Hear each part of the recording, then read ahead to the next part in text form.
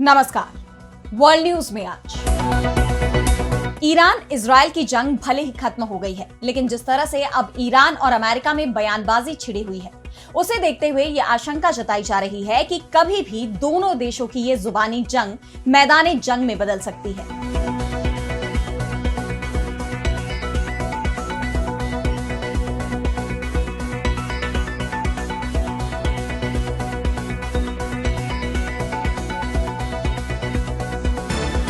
Ceasefire के बाद अब ईरान अपने परमाणु कार्यक्रम को दोबारा शुरू करने की तैयारी में है।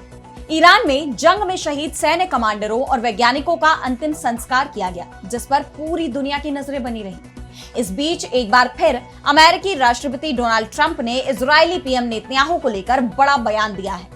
तो एक बार फिर नेतन्याहू को बचाने कूदे ट्रंप। इस पर हम करेंगे विस्तार से चर्चा, लेकिन आइए जरा उन खबरों को भी देख लें जिन पर आगे होगी बात। पाकिस्तान का हिंदुस्तान पर बड़ा आरोप, वजीरिस्तान पर हुए हमले के लिए ठहराया दोषी। हिंदुस्तान ने सभी आरोपों को किया खारिज। ट्रंप के बिग ब्यूटीफुल बिल को चर्चा की मिली मंजूरी। मस्क बोले ये विधेयक पागलपन। क्या दोनों दोस्तों में फिर बढ़ने वाला है तनाव? रूस के खिलाफ आतंकवाद का इस्तेमाल, हमें दिया जा रहा धोखा। पश्चिमी देशों पर भड़के पुतिन, यूक्रेन के एक और शहर पर कब्जे की तैयारी। और चलते चलते में देखेंगे दुनिया की सबसे लंबी ट्रेन जिसमें समा सकता है एफिल टावर, नहीं बैठता कोई भी पैसेंजर। इन सभी खबरों पर हम विस्तार से करेंगे बात, लेकिन पहले एक नजर हेडलाइंस पर। बांग्लादेश में चुनाव का नया सिस्टम चाहते हैं शेख हसीना को कुर्सी से हटाने वाले छात्र। आनुपातिक प्रतिनिधित्व लागू करने की मांग। खालिदा की पार्टी बीएनपी का तीव्र विरोध। ट्रंप राज में भारतीय छात्रों को डिपोर्ट होने का खतरा। पासपोर्ट लेकर क्लास में जा रहे हर वक्त छापों के खौफ में जीने को मजबूर। चीन में सरकारी अधिकारियों के बाहर खाने पीने पर रोक, महंगी कारों में घूमने पर भी पाबंदी। जिनपिंग के मितव्ययिता अभियान को देखते हुए आदेश जारी।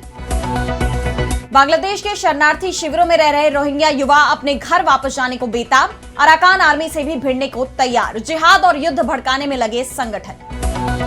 तो ईरान और इजराइल में जारी तनाव के बीच अब ईरान बड़ा कदम उठाने जा रहा है। ईरान एक बार फिर अपने परमाणु संवर्धन कार्यक्रम को शुरू करने की तैयारी में है।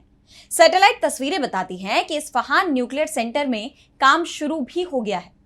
वैसे तो अमेरिकी राष्ट्रपति डोनाल्ड ट्रंप का बार बार ये दावा है कि अमेरिका जब इस जंग में कूदा तो उसने फोर्दो, नतांज और इस्फहान को पूरी तरह से तबाह कर दिया। ट्रंप ने कहा कि ईरान फिर से परमाणु कार्यक्रम शुरू नहीं कर पाएगा, लेकिन अब इस पर अंतरराष्ट्रीय परमाणु ऊर्जा एजेंसी आईएईए के महानिदेशक राफेल ग्रोसी का बयान सामने आया है, जिससे ट्रंप के ये सभी दावे झूठे साबित हो गए हैं। ग्रोसी ने कहा कि ईरान के पास कुछ महीनों के अंदर ही फिर से यूरेनियम संवर्धन शुरू करने की क्षमता है। आप जानते हैं, कुछ ही महीनों में मैं कहूंगा कुछ सेंट्रीफ्यूजों की श्रृंखला घूमने लगेगी और समृद्ध यूरेनियम का उत्पादन होगा, या उससे भी कम समय में। सीबीएस न्यूज को दिए इंटरव्यू में ग्रोसी ने कहा कि अमेरिका के हमलों से ईरान के परमाणु ठिकानों को नुकसान तो पहुंचा है, लेकिन ये पूरी तरह से नष्ट नहीं हुआ है। जिसके बाद अमेरिकी राष्ट्रपति ट्रंप के दावे पर पानी फिर गया है, क्योंकि ईरान भी यही बात दोहरा रहा है, यानी अमेरिका और इजराइल के हमले पूरी तरह से फेल हो गए। इन हालात में सीजफायर को लेकर भी सवाल उठ रहे हैं कि क्या वाकई में अमेरिका ने इजराइल को बचाने के लिए ही सीजफायर करवाया। इस बीच अब एक बार फिर अमेरिकी राष्ट्रपति Donald Trump Israeli PM Benjamin Netanyahu के बचाव में उतरे हैं। ट्रंप ने एक बार फिर इजराइल के प्रधानमंत्री बेंयामिन नेतन्याहू के खिलाफ चल रहे भ्रष्टाचार मुकदमे की कड़ी निंदा की है। उन्होंने चेतावनी दी कि इजराइल में बीबी नेतन्याहू के साथ जो कुछ किया जा रहा है वो बहुत खतरनाक है। ये मुकदमा हमास और ईरान के साथ संवेदनशील वार्ताओं को कमजोर कर सकता है। ये कैसे मुमकिन है कि इजराइल के पीएम को पूरे दिन अदालत में बैठने के लिए मजबूर किया जाए, वो भी बिना किसी ठोस वजह के। ये एक राजनीतिक विछंट है। मुझे भी ऐसा ही सहने के लिए मजबूर किया गया था। ट्रंप का कहना है कि नेतन्याहू के पास बहुत काम है, उन्हें इस मुकदमे से छूट दे देनी चाहिए। ऐसे में सवाल ये उठ रहे हैं कि ट्रंप किस काम की तरफ इशारा कर रहे हैं। वैसे 12 दिन की इस जंग में ईरानी मिसाइलों ने इजराइल में जिस तरह तबाही मचाई थी, उस पर इजराइल को जरूर काम करना होगा। बताया जा रहा है कि ईरानी मिसाइलों से इजराइल को $3 अरब का नुकसान हुआ है। इससे उबरने में उन्हें लंबा वक्त लगने वाला है। वहीं ईरान भी खुद को हुए नुकसान की मरम्मत में जुट गया है। बीते दिन तेहरान में लाखों लोग सड़कों पर उतरे और इजराइल के साथ युद्ध में मारे गए रिवॉल्यूशनरी गार्ड के कमांडरों और परमाणु वैज्ञानिकों को अंतिम विदाई दी। ईरानियों की इस भारी भीड़ ने दुनिया के प्रमुख मीडिया संस्थानों को प्रतिक्रिया देने और सच्चाई स्वीकार करने पर मजबूर कर दिया। ईरानी लोगों ने एक बार फिर यह साबित कर दिया कि वे न केवल हमेशा आक्रमणकारियों के खिलाफ डटकर खड़े रहेंगे, बल्कि अपने शहीदों, महान कमांडरों और परमाणु वैज्ञानिकों के बलिदान को भी हमेशा याद रखेंगे। और अब बढ़ते हैं अगली खबर की तरफ, जहां हम बात करेंगे हिंदुस्तान पर पाकिस्तान के आरोपों की। तो एक तरफ पाकिस्तान को सीमा पर हिंदुस्तान के साथ तनाव का सामना करना पड़ रहा है, वहीं पाकिस्तान के अंदरूनी हालात भी ठीक नहीं है। लगातार बीएलए के विद्रोही, टीटीपी आतंकी पाकिस्तानी सेना को निशाना बना रहे हैं। इसी कड़ी में 28 जून को पाकिस्तान के वजीरिस्तान जिले में सैन्य काफिले पर हमला हो गया। हमलावर विस्फोटकों से लदी गाड़ी लेकर सैनिकों के काफिले में घुस गया, जिसमें 13 सैनिकों की मौत हो गई, जबकि 10 सैन्यकर्मी और 19 नागरिक घायल हो गए। इस बम विस्फोट की जिम्मेदारी पाकिस्तान तालिबान यानी टीटीपी से जुड़े हाफिज गुल बहादुर ग्रुप ने ली। यह हमला 14 फरवरी 2019 को हिंदुस्तान के जम्मू कश्मीर के पुलवामा में हुए आतंकी हमले से बहुत मेल खाता है, जब हमलावर विस्फोटक से लदा वाहन लेकर भारतीय सेना के काफिले में घुस गया था, जिसमें 40 जवान शहीद हुए थे। और पाकिस्तान भी जैसे बस मौके के ही इंतजार में था, उसने इस हमले के लिए हिंदुस्तान पर आरोप मढ़ दिया। उन्होंने इस हमले के लिए भारत को जिम्मेदार ठहरा दिया, जिस पर भारत भी भड़क गया। उनकी तरफ से इन सभी आरोपों को बेबुनियाद और फिजूल बताते हुए खारिज कर दिया गया। हिंदुस्तान के विदेश मंत्रालय के प्रवक्ता रणधीर जायसवाल ने एक्स पर कहा कि हमने पाकिस्तानी सेना का एक ऑफिशियल बयान देखा है, जिसमें 28 जून को वजीरिस्तान पर हुए हमले के लिए भारत को दोषी ठहराया गया है। हम इस बयान को पूरी अवमानना के साथ खारिज करते हैं, जो इसी के लायक है। भारत और पाकिस्तान में पहले से ही तनावपूर्ण हालात बने हुए हैं। ऐसे में इन आरोपों ने दोनों देशों में तनाव और बढ़ाने का काम किया है, और पाकिस्तान की तरफ से तो लगातार हिंदुस्तान पर आरोप लगाए ही जा रहे हैं। इसी कड़ी में पाक आर्मी चीफ असीम मुनीर का एक और बयान सामने आया है।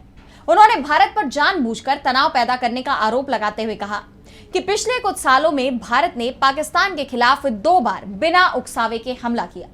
पाकिस्तान ने दोनों बार संयम और परिपक्वता का परिचय दिया और क्षेत्रीय सुरक्षा के प्रति अपनी जवाबदेही दिखाकर खुद को शांति बनाए रखने वाले जिम्मेदार देश के रूप में साबित किया है। पाकिस्तान आतंकवाद को खत्म करने के करीब था, लेकिन भारत जानबूझकर तनाव पैदा कर रहा है।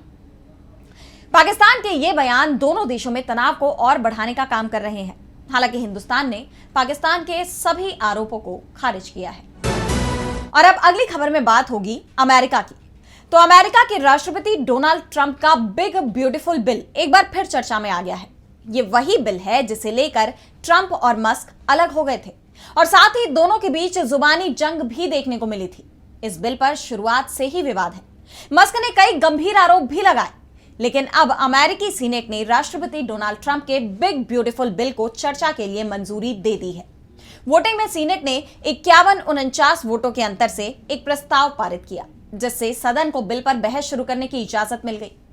बता दें कि ट्रंप 4 जुलाई से पहले ये बिल पारित कराना चाहते हैं। इस मामले पर एक बार फिर मस्क ने ट्रंप सरकार के खिलाफ मोर्चा खोल दिया।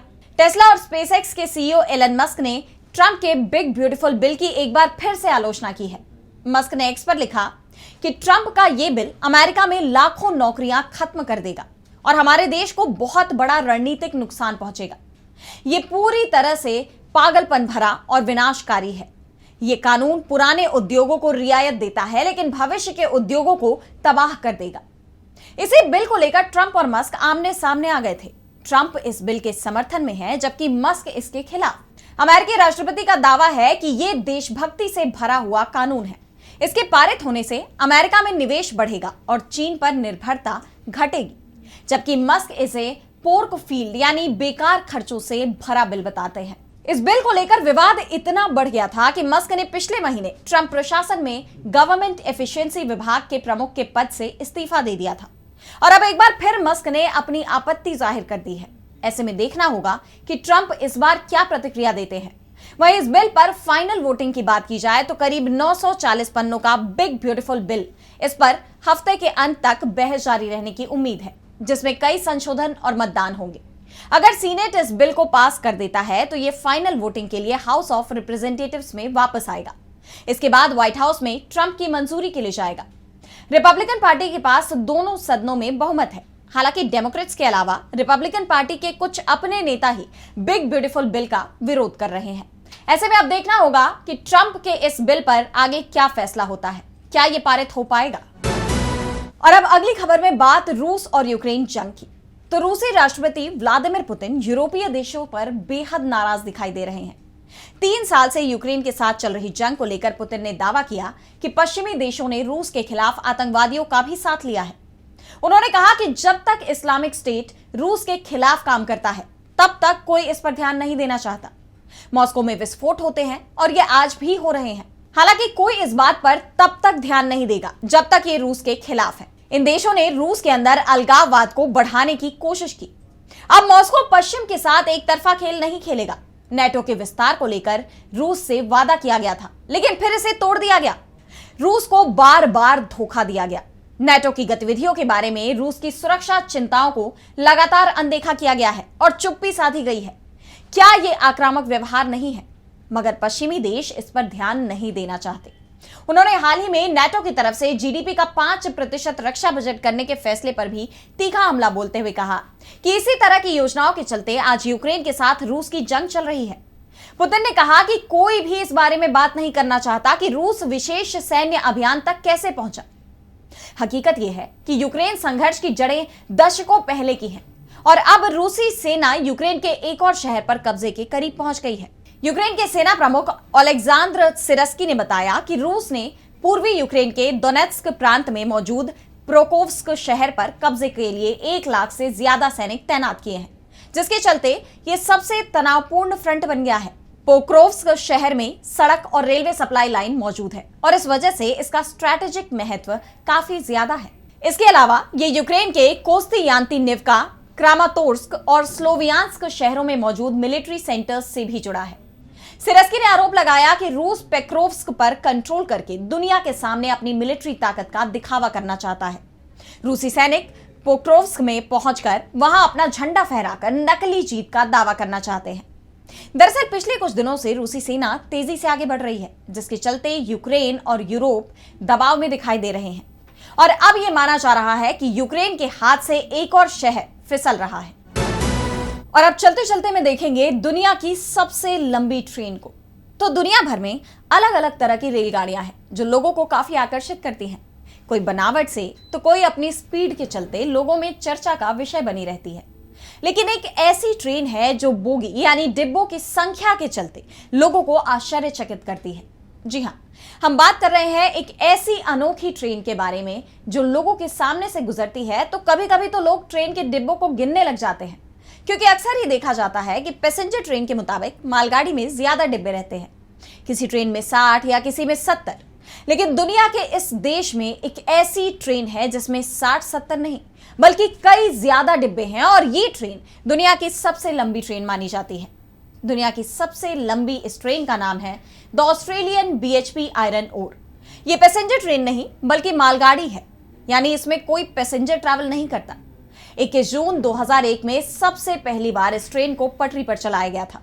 इस ट्रेन के इंजन से लेकर आखिरी डिब्बे की लंबाई 7.3 किलोमीटर की है। 8 लोकोमोटिव इंजन और 682 डिब्बे वाली ये ट्रेन कोयला ढोने के काम आती है। इस मालगाड़ी को लेकर कहा जाता है कि इसमें 24 एफिल टावर समा सकते हैं। इस ट्रेन का वजन करीब 1 लाख टन है। इस ट्रेन की खासियत यह है कि ये ऑस्ट्रेलिया के पिलबारा एरिया से चलती है और इस मालगाड़ी की लंबाई 7300 मीटर है। ये मालगाड़ी कुल 99,000 से ज्यादा टन लौह अयस्क ढोती है। और सबसे खास बात तो यह है कि AI नेविगेशन और वास्तविक समय डेटा एनालिटिक्स का इस्तेमाल करके दूर से ही इसे संचालित किया जाता है। इस ट्रेन को चलाने के लिए कोई भी लोको पायलट नहीं होता। इस ट्रेन में सबसे खास बात यह थी कि इसे एक ही लोको पायलट के द्वारा चलाया जाता है, जो कि बिल्कुल आश्चर्य की बात है। तो आज इस वर्ल्ड बुलेटिन में इतना ही। देश दुनिया की तमाम बड़ी खबरों के लिए देखते रहिए DB लाइव और मुझे दीजिए इजाजत। नमस्कार।